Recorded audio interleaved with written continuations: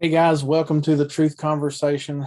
This is Bill Scott. I am so glad that you're here. If you like this kind of thing, click like and subscribe. We'll be talking about all kinds of different subjects. We're not we're not just talking. This is a Bible. We're talking about some key verses in the Bible through this series, but we're going to have several other conversations coming up too. Go ahead and like and subscribe, and whether you agree or not, we're here for the conversation. So here we are. Let's keep an open mind and see what the Bible is teaching today. So this is a Christian teaching, and but even if you're not a Christian, you're probably going to like it. Maybe, I don't know. Romans chapter 2, verses 1 and 2. It says, "Therefore you are inexcusable, O man, whoever you are who judge, for in whatever you judge another, you condemn yourself. For you who judge practice the same things. But we know that the judgment of God is according to to truth against those who practice such things." And I'm just going to stop right there. And we're going to talk just briefly about righteous versus unrighteous judgment. Let's start with the negative.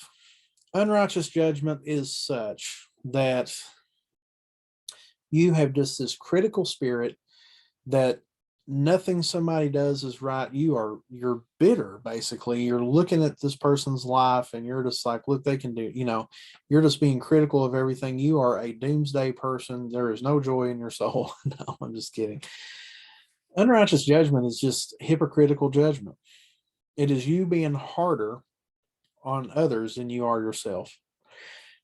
And in the grand scheme of things, maybe you've met Christians like this that are just harsh and critical.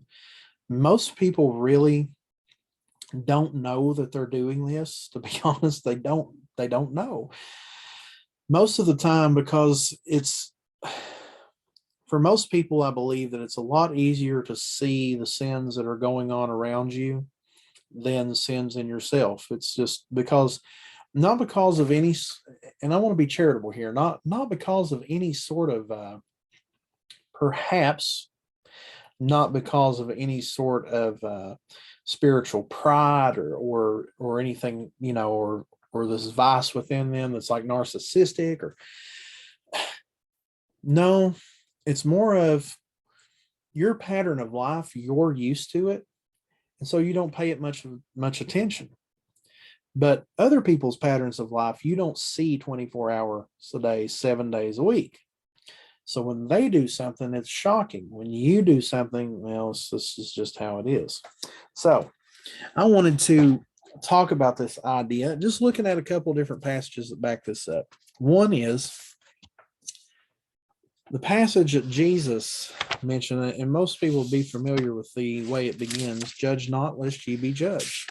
Fair enough. Glad God said that. That's a good teaching. A lot of people think that that's an eschatological judgment there, which means like an end times kind of judgment, i.e., God's judgment on you. But actually, this is talking in the context of relationship with human beings. I'll show you what I'm talking about. Jesus said, "Judge not that you be not judged, for in what judgment you judge, you will be judged, and with the measure you use it, it will be measured back to you. And why do you look at the speck in your brother's eye, but do not consider the plank in your own eye?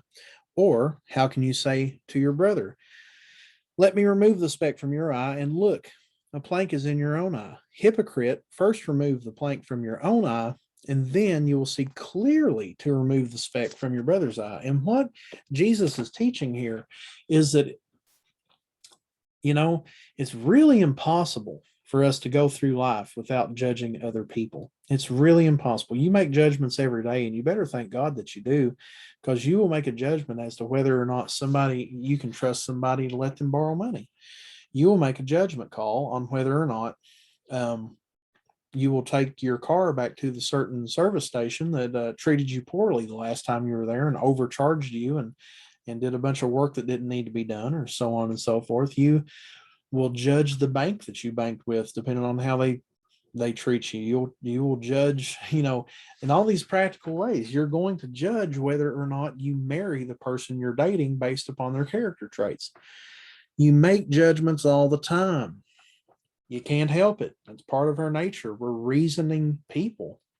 And you use those reasoning faculties the right way.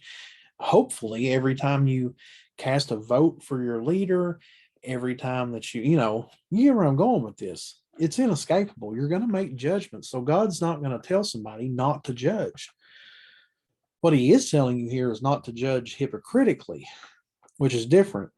Really, there's probably better terminology we could use there. It'd be do not criticize lest you be criticized, which is true. And what Jesus is talking about here is you are going to get the same dose that you're dishing out. You're going to get served the same meal that you're serving. You know what I'm saying? You are going to get judged by your neighbor in the same way that you're judging them. So, do you want people to treat you kindly? Then be kind to people. Do you want people to be hateful to you? Be hateful. Maybe you're just like, I don't care. Well, then don't care. But don't expect people to care when you need them to. You know what I'm saying here? This is what Jesus is talking about. Very clearly, he says, remove the plank from your own eye. Do that first. And then you will see clearly to remove the speck from your brother's eye. And clearly could also mean really, to see clearly means to see charitably, to extend the grace that's been given to you. Because when God brings you into the family, you're an utter mess. And he starts this process of cleaning that mess up. You need to extend that same kind of grace to a person who has wronged you, to the person you see down, the homeless person you see in the street, your neighbor that could be from a foreign country. They might do things differently than you, but whenever God took you into his family, remember, you were doing things differently than how his family acts as well. That's what it's talking about. So, say for instance, you want to help somebody be more honest, then you need to first learn what it means to be honest. If you've learned to be honest, then very gracefully start teaching others how to be honest. It's pretty simple. I mean, it's kind of common sense. So here's another thing. Paul is actually much more blunt about this in 1 Corinthians. He was trying to deal with this church that was beginning to go astray and lose its way, and there's some serious sin going on in the church. And he finally just said, it's like, here, just in case you people aren't hearing, listen to this. This is your moral responsibility as Christians. He said, for what have I to do with judging those also who are on the outside? Do you not judge those who are inside? But those who are outside, God judges. Therefore, put away from yourselves the evil person. What is Paul trying to get across here? He's trying to say, listen, church, don't keep hypocrites in your congregations. That's like, whoa, that's pretty anti-Western church altogether. Yeah, it's like, oh, I've heard worship songs talk about like, oh, I'm just a hypocrite before God. Like, God doesn't like hypocrisy.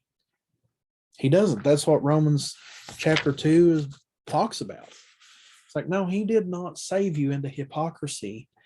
He saved you by the Spirit of holiness into righteousness, so that you can extend that grace to others and bring them into the family of God as well, so that people can learn to live an honest, fair, and righteous life. That's a beautiful picture. That's a lot better than just being critical and sitting in a pew and talking about what's wrong with the world. God doesn't save us, any of us, to do that. He says, go out into the world, tell them the truth, let it be seasoned with grace and love, and watch other people be transformed just as you have been. That's pretty cool. All I got to say about that, folks. Be sure to like and subscribe for more videos, especially in this series. This has been really fun. Thank you, guys. Like and subscribe. Like and subscribe.